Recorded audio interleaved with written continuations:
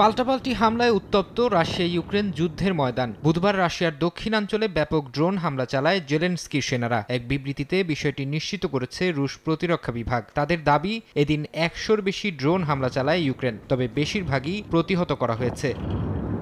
জবাবে ইউক্রেনের বিভিন্ন অঞ্চলে অর্ধশতাধিক ড্রোন হামলার দাবি করেছে রাশিয়া। এসব হামলায় কয়েকজন হতাহতের খবর পাওয়া গেছে। রুশ হামলায় ইউক্রেনের একটি শহর বিদ্যুৎ বিচ্ছিন্ন হয়ে পড়ে।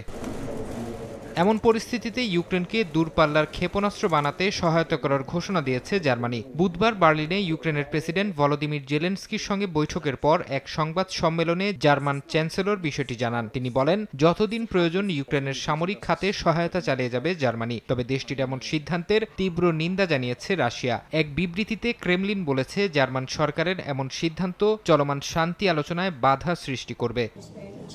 শান্তি আলোচনার মধ্যে ইউক্রেনে হামলা জোরদার করায় এরই মধ্যে পুতিনের কড়া সমালোচনা করেছেন মার্কিন প্রেসিডেন্ট। তবে রাশিয়ার ওপর নতুন করে নিষেধাজ্ঞা দেবেন না বলে নিশ্চিত করেছেন তিনি। বুধবার ওভাল অফিসে সাংবাদিকদের ট্রাম্প বলেন, যুদ্ধ বন্ধের চুক্তির কাছাকাছি পৌঁছে গেছে দুপক্ষই। এমন অবস্থায় মস্কোর ওপর নতুন নিষেধাজ্ঞা দিয়ে সবকিছু ভেস্তে দিতে চান না তিনি।